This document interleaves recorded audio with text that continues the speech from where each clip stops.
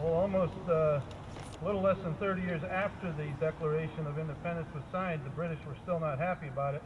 And during the War of 1812, they were in the harbor of Baltimore and about to bombard Fort McHenry. And so Francis Scott Key was on a ship in the harbor negotiating for a prisoner. And so the British were fulfilling their bombardment all night long, and they were taunting him, saying how victorious they were going to be. And as the bombs went off, he could see the flag was still flying. And obviously in the morning when he woke up, not woke up, he was awake all night probably.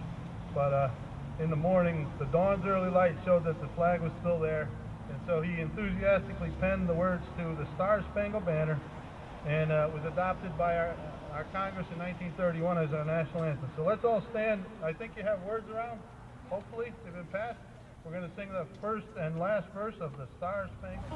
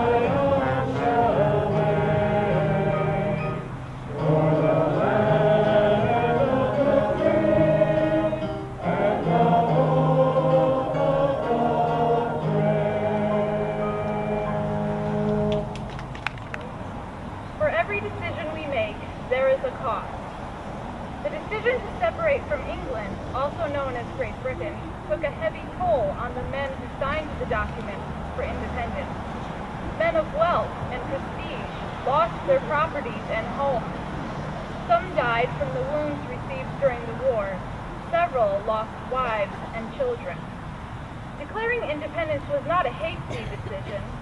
There were a series of events over a span of 25 years that drove the colonies to making that choice. The American colonists in general were loyal to England. Life in the colonies was not much different from life in the mother country. There were wealthy plantations, rich farmlands, and fashionable cities. There were governors appointed by the King of England, and each colony had its own colonial legislature with representatives elected from the colony itself. These colonial legislatures passed laws and taxes, and their governors had the power to veto any colonial laws. Breaking ties with their motherland and setting up a new form of government was the farthest thing from their minds. After all, in the 1700s, virtually every nation was ruled by a king. Every king based his authority on a theory called the divine right of kings.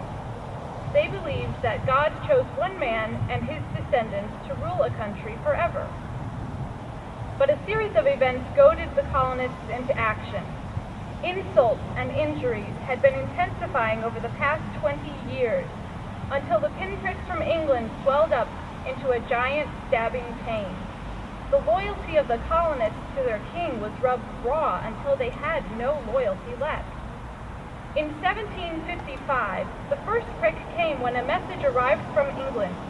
The colonists were not allowed to make any laws that were not direct from England.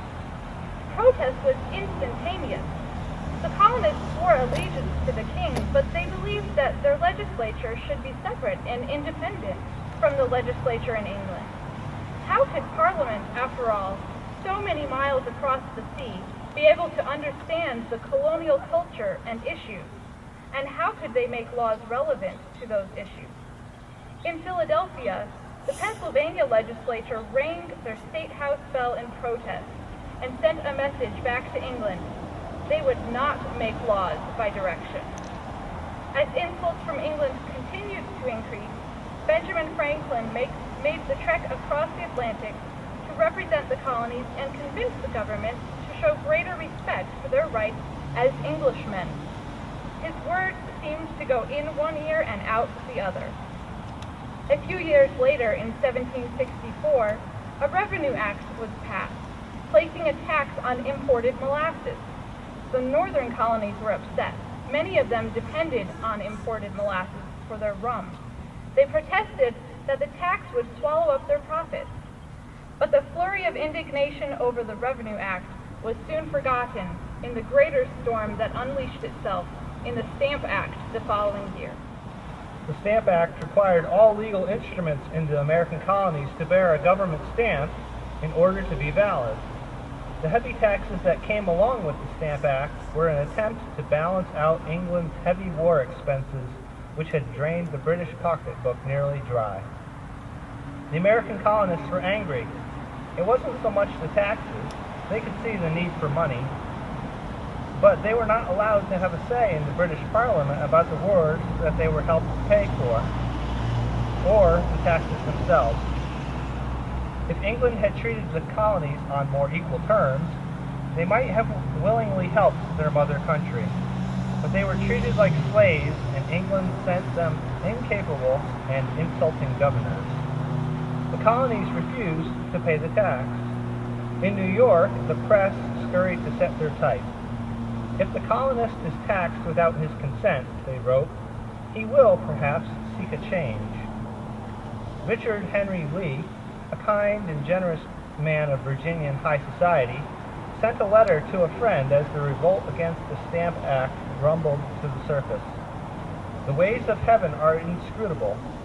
This step of the mother country, though intended to secure our dependence, may produce a fatal resentment and be subversive of that end. That October, as England clamped down on enforcing the Stamp Act, 9 colonies sent delegates to a meeting in New York. It was the first united step of the colonies against unjust British laws. Together, they drew up a Declaration of Rights. In their statement, the colonies pointed out that they considered themselves subjects of the king. It is the right of Englishmen that no taxes be imposed on them but with their own consent, given personally or by their representatives. The people of these colonies are not, and from their local circumstances cannot be, represented in the House of Commons in Great Britain. In cities like Philadelphia and Boston, riots broke out. Colonists refused to buy stamped items. The fire and fury of the colonies could not be ignored. The Stamp Act was repealed. But the victory over the Stamp Act was short-lived. Parliament had responded to the pressure and repealed the act, but they had not given up their determination to raise money from the colonies. Over the next several years, Parliament again began to tax and regulate by placing indirect taxes, referred to as duties, on imported products like paper, glass, paint, lead, and tea. The colonies' troubles were just beginning. Upon the repeal of the Stamp Act, wrote one patriot, we had hoped that these were the principles adopted but the new duties imposed last winter and other essential regulations in America have dampened those expectations and given alarm to the colonies. The colonists began protesting what they called taxes without representation by boycotting British supplies. Tension grew worse when British soldiers and townspeople clashed in the streets of Boston. During the fight, frightened British soldiers fired into the crowd, killing 5 men. News circulated throughout the colonies, referring to the incident as the Boston Massacre. In England, the merchants responded to the colonies' boycotts by pressuring Parliament to change their minds. Finally, Parliament removed all the duties except one small duty on tea. But even the smallest tax without representation was unacceptable to the colonists. It was the principle of their rights as Englishmen that they fought for. When lawyers in England decided that the Parliament's taxation of the American colonies was legal and constitutional, the Boston press sought support in the law of nature, which, they said, is the law of God, irreversible itself and superseding all human law. Throughout the colonies, the words of the English philosopher Locke were quoted that when the Constitution is broken by the obstinacy of the prince, the people must appeal to heaven. The Boston newspapers blazed that the acts of Parliament imposing taxes in America with the express purpose of raising a revenue left them only the name of free subjects. There was a growing conviction that the colonists must work together in order for their liberties to survive. A Connecticut man named Dyer spoke for many when he wrote, "If the colonies do not now unite, they may bid farewell to liberty, burn their charters, and make the best of their earldom." In Boston, political leaders responded to the need for unity by forming a committee of correspondence. This committee would keep the other colonies informed of the threats against their liberties. In the next several years, they united the colonies together in the increasing conflict with the British government. In 1768, the actions of Parliament grew steadily worse. They passed the Acts of Parliament, which were intended to stop planing and lumber mills and put an end to the manufacturing of iron and steel in Pennsylvania. Britain also began strictly enforcing British pine tree policy. The best eastern white pines in the American colonies, within 10 miles of any large body of water, were marked with the King's broad arrow mark. These trees were reserved for making masts for the British Royal Navy. The colonies used white pine trees for everything, from building houses and furniture to building ships. In the Massachusetts Charter of 1691, the king had reserved the right to the trees that were from 24 inches in diameter. But in 1772, Parliament extended the protection to trees 12 inches in diameter. The colonies were as angered by the restrictions on pine trees as they were by the tax on tea. For 3 years now, the small tax on tea had been successfully avoided. Colonial merchants had been smuggling tea in from the Netherlands, and the boycott of their former supplier, the British East India Company, began to show in the company's struggling finances. In response, Parliament passed the Tea Act of 1773. The new act enabled the British East India Company to lower their prices below the price of smuggled Netherlands tea. They believed the colonists would buy the inexpensive British tea and at the same time acknowledge Parliament's right to tax them. But they were going to be surprised. In December of 1773, the British East India Company sent shipments of tea to their company agent in the colonies. Shipments were sent simultaneously to Charleston, Philadelphia, New York, and Boston. But the colonies had one reply: no tea. In Philadelphia, the captain of the tea ship was asked to turn around and take his cargo directly back to London. In South Carolina, the East India agents were persuaded to resign, and the tea was stored in cellars, untouched, where it rotted away. In Boston, the tea ships were caught in an uncomfortable position between the patriot colonists and the loyalist governor. The governor refused to give a pass allowing the tea ships to return to England until the tea had been unloaded, and the colonists refused to allow the tea on land. A patriotic group who called themselves the Sons of Liberty came up with a solution. On a dark December night, they dressed as Indians, boarded the tea ships, and proceeded to unload the tea into the harbor. They called it the Boston Tea Party. England responded to the Boston Tea Party by passing several laws that became known in America as the Intolerable Acts. One law closed the port of Boston to all incoming and outgoing trade until Boston paid for the tea, not only ruining Boston financially, but imposing near siege conditions on her citizens. Until this point, conflict between England and the colonies had been a war of words, but now Boston was to be severely punished as an example to the other colonies. The people of Boston faced starvation. Stunned outrage swept the colonies. The bell in Philadelphia was muffled and rung when this news reached them. Collections of money and food for Boston were raised all over the country. Josiah Quincy, a bold young lawyer in Boston, wrote, "Should we be told to perceive our inability to oppose the mother country, we answer that, in defense of our civil and religious rights, with the God of armies on our side, we fear not the hour of trial." Another of the Intolerable Acts altered the Massachusetts charter by restricting the Massachusetts legislature and giving added powers to the governor, in essence making him a dictator. The king then appointed General Gage, the commander-in-chief of British forces in America, to be the new governor of Massachusetts. Sending the news out to the other colonies, the Committee of Correspondence warned citizens that England could also disband their legislators and take away their rights. This called for a serious meeting. That fall of 1774, a convention of delegates from each colony met in Philadelphia to protest the Intolerable Acts. It was the first meeting of what would become the Continental Congress. At their first meeting, it was decided to cut off colonial trade with England until Parliament abolished certain laws and taxes, including the Intolerable Acts. The Continental Congress also advised the colonies to begin training their citizens for war, but they still all held to a hope that the colonies would be able to regain the rights Parliament had taken away before it came to that.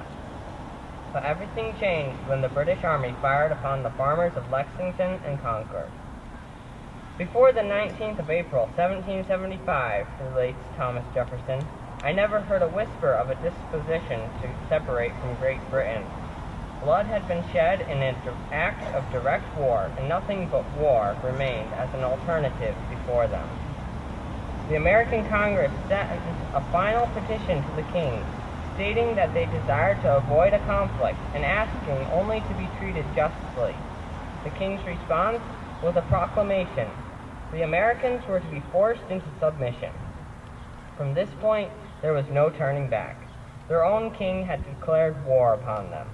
A few short months later, after hours of debate and sleepless nights, the Continental Congress voted to declare independence from England. For the support of that declaration, with a firm reliance on the protection of God, they pledged to each other their lives, their fortunes, and their sacred honor. The decision was made. They had counted the cost.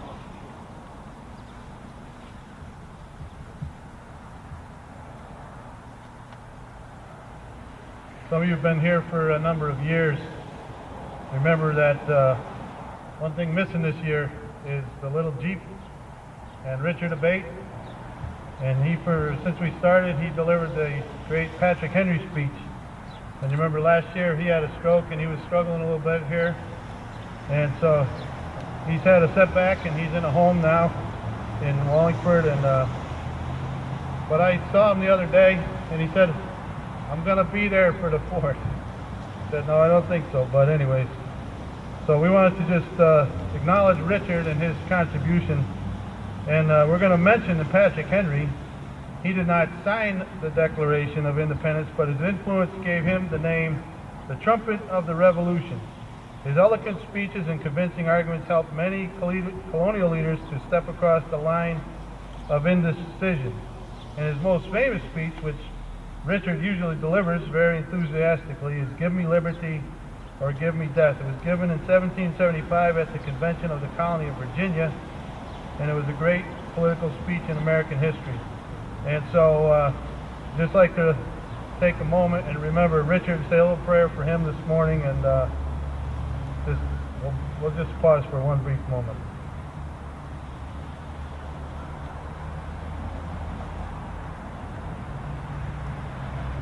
Thank you.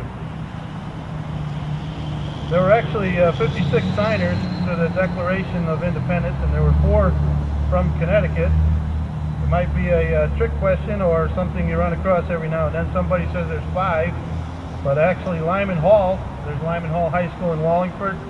He was from Connecticut, but he signed the Declaration as a delegate from Georgia. So this morning we're going to share a little bit about the 4 signers from Connecticut, starting with Roger Sherman and Julie Enowitz.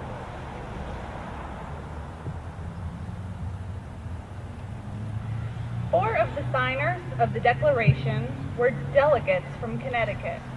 They were Roger Sherman, Samuel Huntington, William Williams, and Oliver Wolcott. Each left his imprint upon our state in many ways, and were dedicated to advancing the cause of freedom. Roger Sherman was born in Newton, Massachusetts. Just a few years later, his family moved to Stonington, Connecticut, where they started a small farm. When his father died in 1741, Roger had to support his family. He had been apprenticed to a shoemaker, but now took charge of the family farm. A few years later, they sold the farm and moved to New Milford, where Roger took up the trade of shoemaker. He had very little formal education, but Roger broadened his knowledge by reading any book he could lay his hands on during his apprenticeship. He would prop the book up where he could read it from his shoemaker's bench and study as he worked. Later, when he became interested in law, he borrowed books on jurisprudence and learned as much as he could. Roger never had a teacher or instructor in his study of law, only the books he borrowed. But he became one of the most talented lawyers of his day. His contributions to the founding of our nation were tremendous as well. He not only signed all 4 historic founding documents of our country, but helped create them as well.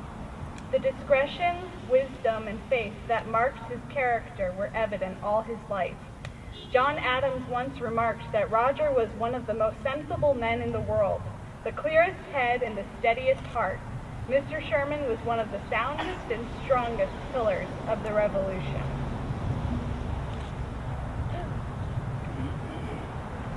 Samuel Huntington's family was one of the earliest settlers in Connecticut, in Saybrook. Samuel was born in Windham, Connecticut. His father worked hard as a farmer, and Samuel carried that same work ethic into his studies. Like Roger Sherman, he studied hard in his spare time, borrowing books to supplement his education. He, too, became interested in law. As a young lawyer, his hard work and careful handling of the cases paved the way for his eventual promotion to associate judge of the Superior Court. His friends described him as a thoughtful man. Once he had reached a conclusion on a matter, it was hard for anyone to change his mind. In 1775, Samuel was appointed as one of the delegates from Connecticut in the General Congress. He had the great honor of signing the Declaration of Independence with 55 other men. Later, after the war with England, he became governor of Connecticut, serving with the same deliberation and energy that he poured into his work. Samuel Huntington lived the life of an irreproachable and sincere Christian. He never swerved from duty or looked back after he had committed himself to the work that needed to be done.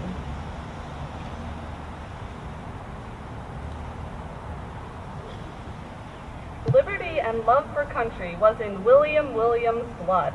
His family line could be traced back to the beautiful country of Wales. In 1630, his ancestors emigrated to America 10 years after the Pilgrims landed on Plymouth Rock.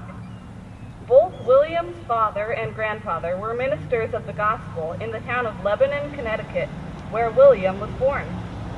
William deeply supported the idea of independence. He once said of England, "We cannot believe that they will draw the sword on their own children, but if they do, our blood is more at their service than our liberties." In 1776, William Williams signed the Declaration of Independence with joy.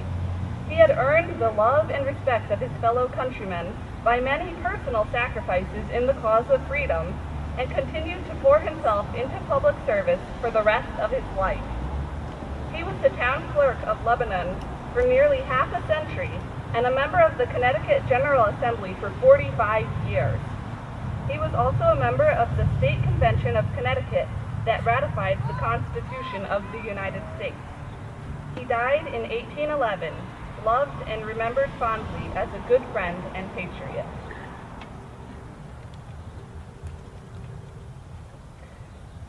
Oliver Wolcott led an adventurous life. He served as a county sheriff, member of the colonial and state legislatures, county judge, and soldier. He fought in the French and Indian War as a captain, rising to the rank of major general. After the war, he studied medicine for a time, before turning to law. In 1775, Oliver was elected a delegate to the Continental Congress, where he took a prominent part in the debates over independence. He eventually voted for and signed the Declaration of Independence. In 1786, General Wolcott was elected Lieutenant Governor of Connecticut. He was re-elected every year until, 10 years later, he was chosen governor of the state. Governor Wolcott was a man of integrity and faith. As a patriot, politician, and a Christian, he was characterized by his unswerving character and honesty.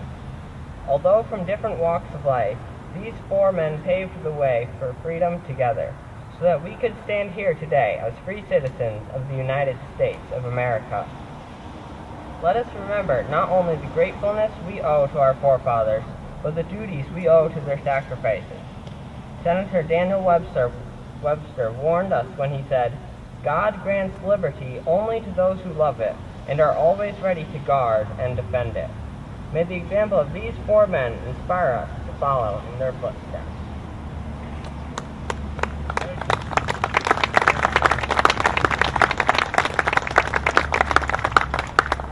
Well, the Liberty Bell was on display in Independence Hall in Philadelphia, so Juliana is going to come and share with us some facts about the Liberty Bell.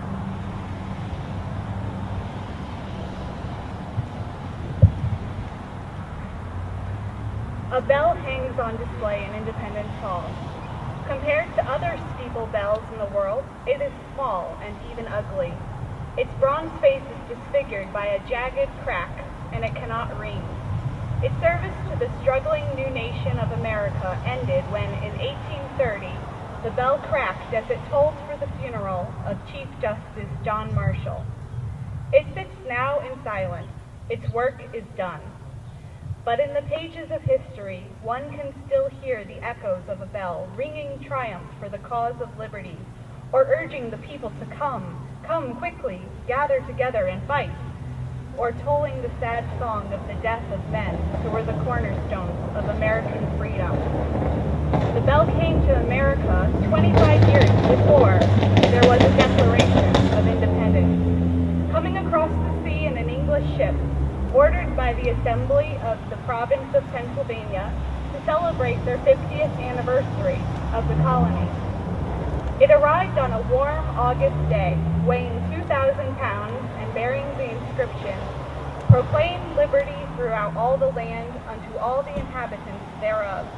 Leviticus 23:15, by order of the Assembly of the Province of Pennsylvania, for the State House in Philadelphia. They hung it in the steeple, glinting and sparkling brightly in the summer sun. But Philadelphia shuddered in shock when at the first swing of the clapper, the State House's brand new bell split open with a resounding crack. The debate swirled over whether or not they should ship the bell back to England and have it melted down and recast.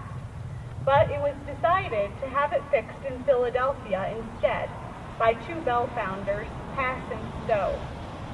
They melted the bell, adding 1.5 ounces of copper to each pound in hopes of making the metal less brittle.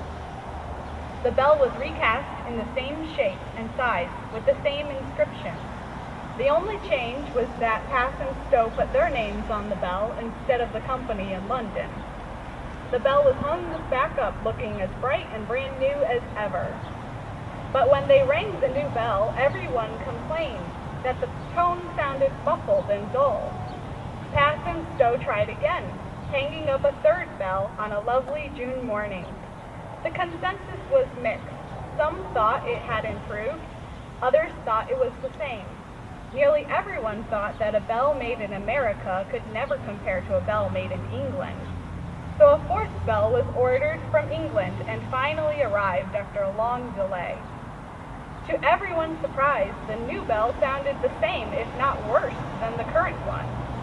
Most people agreed that they would rather have the old bell than the new, and Pass and Stowe's bell stayed. The bell made by Americans would be rung for almost every major landmark event leading up to the first flash of British steel and fire at the greens of Lexington and Concord. It rang in protest of stringent British laws. It was muffled and rung all day long when the Stamp Act was forced on the colonies. It called the people together to protest the acts of Parliament, which threatened to choke out the lumber and steel and iron trades in Pennsylvania, and when the king tightened restrictions on the colonials' rights to eastern white pine trees. It rang protests on the tax on tea, and when the city of Philadelphia heard of the Boston Tea Party, the Liberty Bell was again muffled and rung. It told a mournful cry of sympathy for Boston when her ports were closed as punishment for the tea dumped into the harbor. In response, the city of Philadelphia sent $22,000 in gold, along with 1,160 barrels of flour to the starving Bostonians. Other colonies flooded the city with sugar and rice and herds of sheep.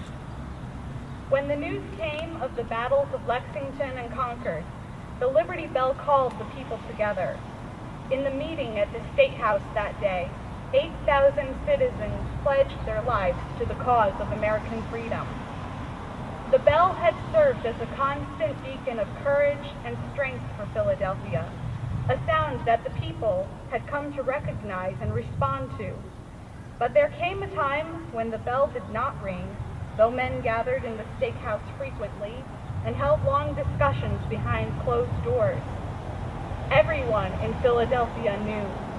The hushed bell seemed to cast a weighted shadow. Intensity was thick in the air. The Continental Congress, meeting in secret behind those doors, were debating the most flagrant step of action the colonies could ever make. They were debating independence.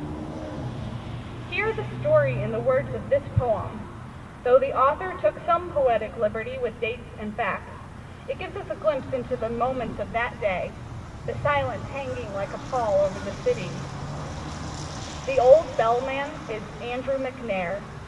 He sits with the rope in his hand. He waits and listens to the throbbing silence, still and quiet, like the bell in the steeple. There was tumult in the city, in the quaint old Quaker town, and the streets were rife with people pacing restless up and down. People gathering at the corners where they whispered each to each, and the sweat stood on their temples with the earnestness of speech.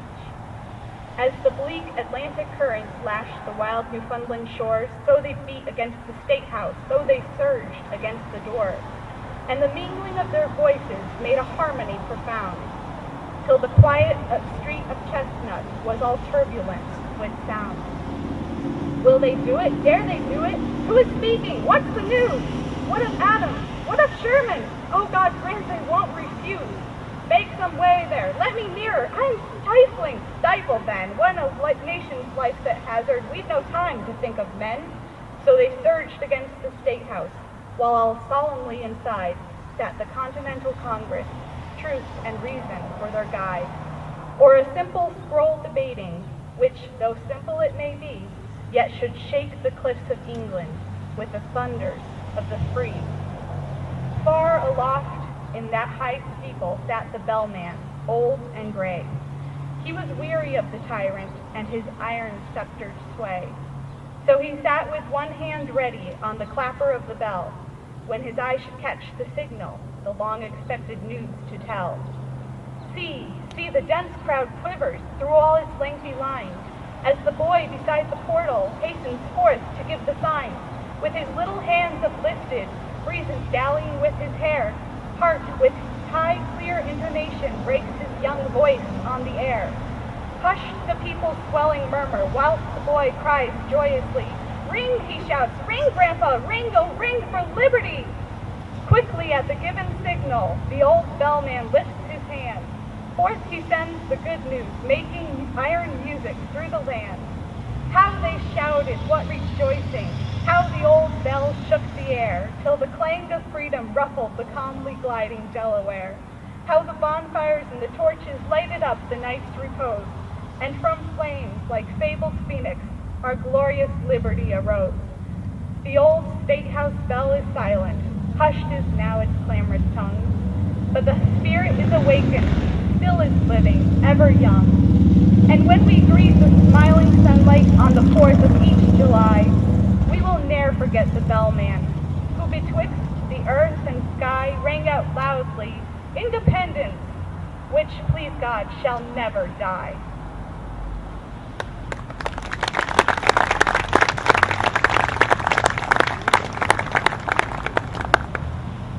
Now we'll get a chance before we read the Declaration to stand up and stretch your legs, and we'll sing "My Country 'Tis Thee." Hopefully you have it on the sheet there in front, and just a little bit about the song. "My Country 'Tis Thee" was written in 1832 by Samuel Francis Smith, who received a degree from Harvard and attended Andover Seminary. His friend Lowell Mason was at the time the leading Christian music publisher in New England, and when a mutual friend gave Lowell some German songbooks, he passed them to Samuel Smith. At first he couldn't find anything he liked, but then a little German anthem caught his eye. The melody was vastly different from others, and Samuel, who read and understood German, thought he could come up with a better words.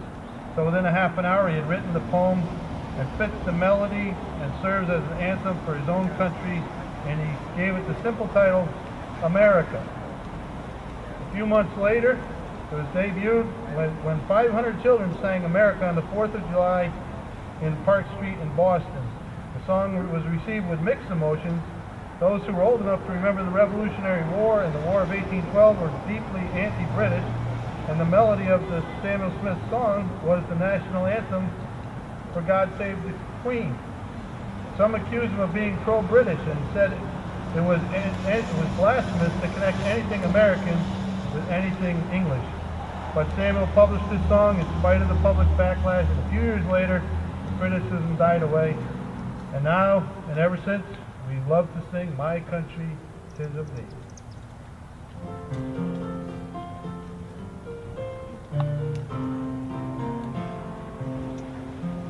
My country 'tis of thee, sweet land of liberty, of thee I sing. Land where my father died, land of the pilgrim's pride, from every mountainside.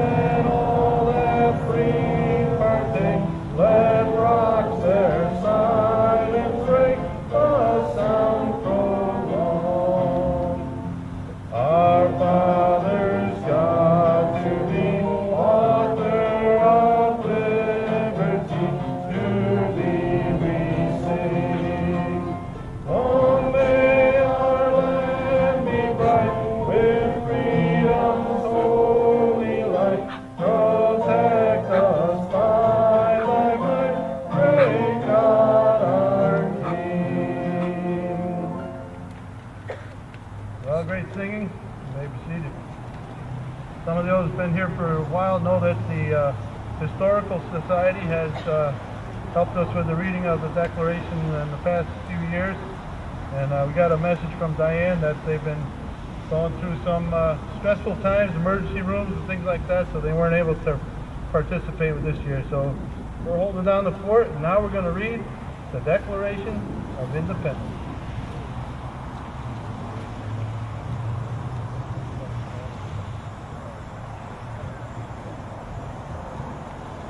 When in the course of human events it becomes necessary for one people to dissolve the political bands which have connected them with another, and to assume among the powers of the earth the separate and equal station to which the laws of nature and of nature's God entitle them, a decent respect to the opinions of mankind requires that they should declare the causes which impel them to the separation.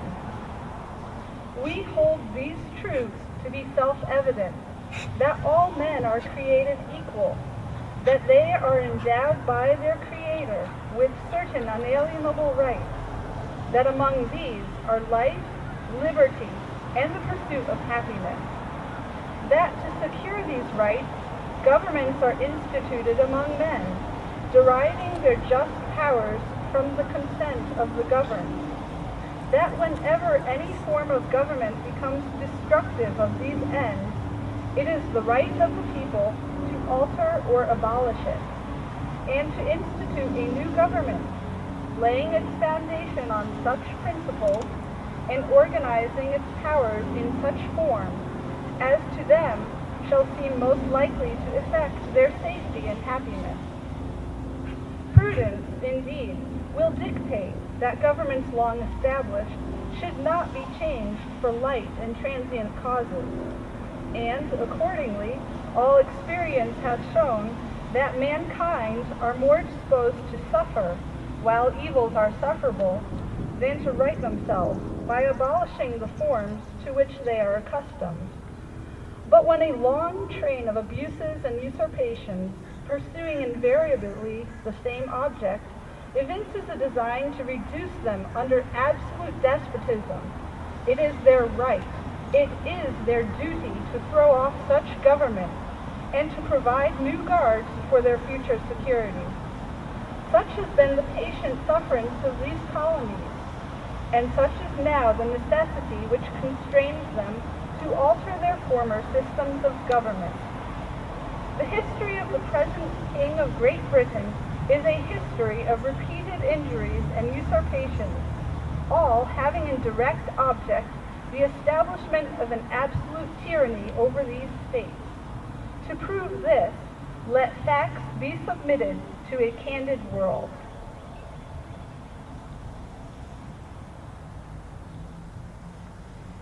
He has refused his assent to laws the most wholesome and necessary for the public good.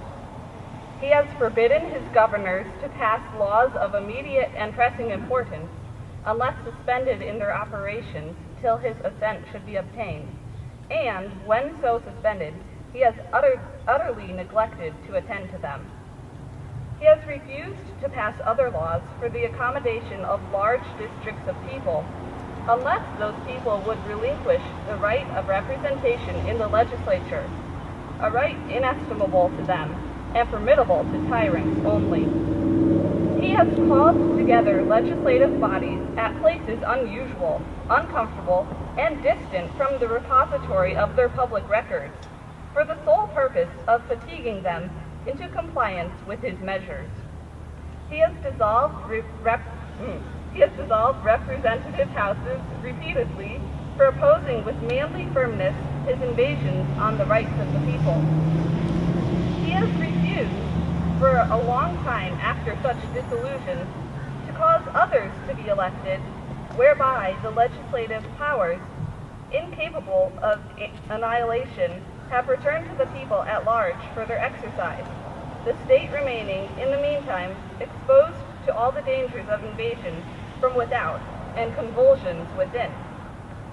He has endeavored to prevent the population of these states, for that purpose obstructing the laws for the naturalization of foreigners, refusing to pass others to encourage their migration hither, and raising the conditions of new appropriations of land. He has obstructed the administration of justice by refusing his assent to laws for establishing judiciary powers. He has made judges dependent on his will alone for the tenure of their offices and the amount and payment of their salaries. He has erected a multitude of new offices and sent hither swarms of officers to harass our people and eat out their substance.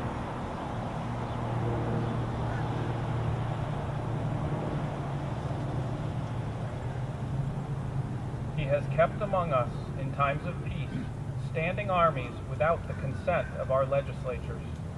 He has effected to render the military independent of and superior to the civil power.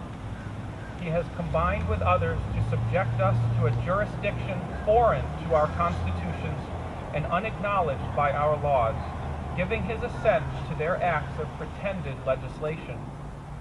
For quartering large bodies of armed troops among us, for protecting them by a mock trial from punishment for any murders which they should commit on the inhabitants of these states, for cutting off our trades with all parts of the world, for imposing taxes on us without our consent, for depriving us, in many cases, of the benefits of trial by jury, for transporting us beyond seas to be tried for pretended offenses, for abolishing the free system of English laws in a neighboring province, establishing therein an arbitrary government, and enlarging its boundaries so as to render it at once an example and fit instrument for introducing the same absolute rule into these colonies, for taking away our charters, abolishing our most valuable laws, and altering fundamentally the forms of our government, for suspending our own legislatures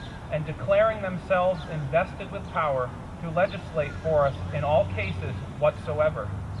He has abdicated government here by declaring us out of his protection and waging war against us. He has plundered our seas, ravaged our coasts, burnt our towns, and destroyed the lives of our people. He is, at this time, transporting large armies of foreign mercenaries to complete the works of death, desolation, and tyranny already begun with circumstances of cruelty and perfidy scarcely paralleled in the most barbarous ages, and totally unworthy the head of a civilized nation. He has constrained our fellow citizens, taken captive on the high seas, to bear arms against their country, to become the executioners of their friends and brethren, or to fall themselves by their hands. He has excited domestic insurrections among us, and has endeavored to bring on the inhabitants of our frontiers, the merciless Indian savages, whose known rule of warfare is an undistinguished destruction of all ages, sexes, and conditions.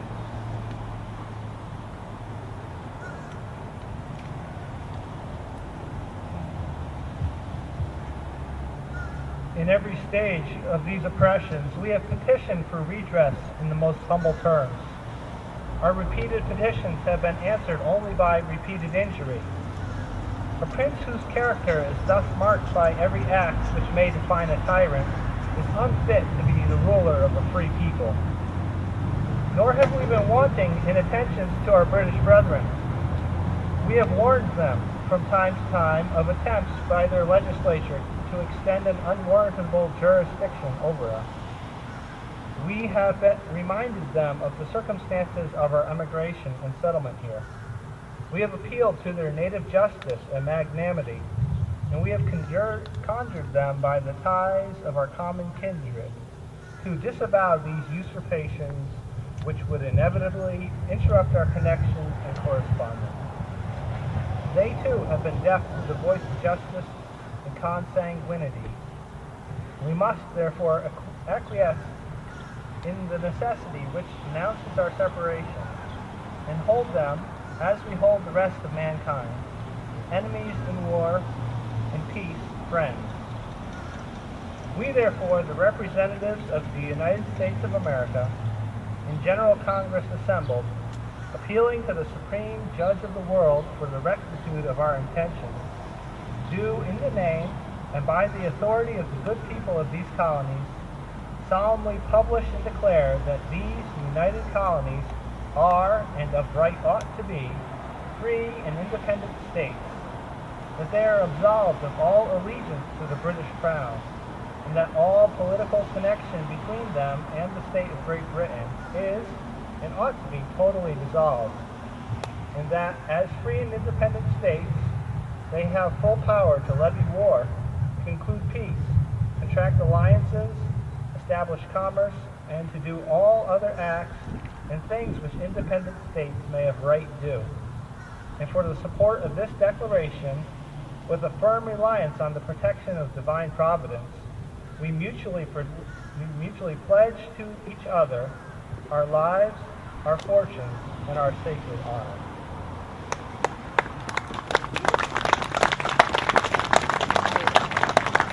And now the names of the signers of the Declaration of Independence.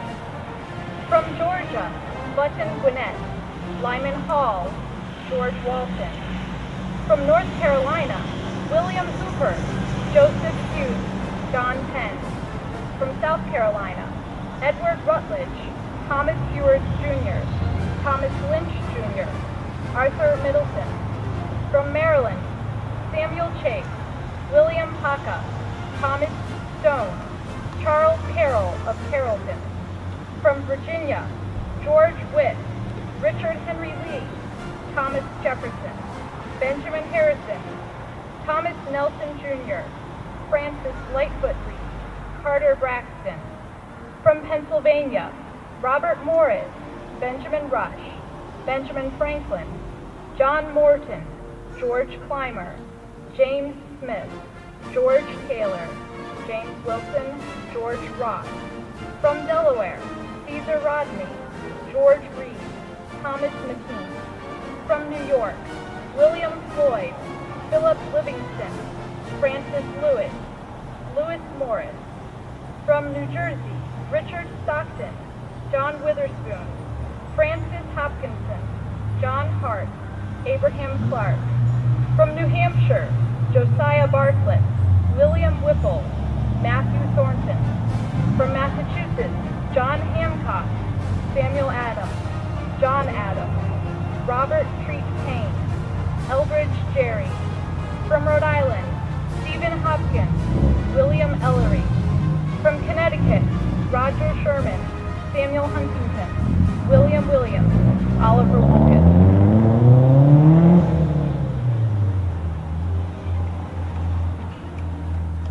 They pledged their lives, their fortune, and their sacred honor. And many of them lost their fortunes and their lives, but not their sacred honor. So we remember them and we honor them today. And there's much about the Declaration, the history, and we could cover many, many hours, but we like to take this 1 hour. So as John Adams, our second president, said, the 4th day of July will be celebrated by succeeding generations as a great anniversary festival. It ought to be commemorated as a day of deliverance by solemn acts of devotion to Almighty God.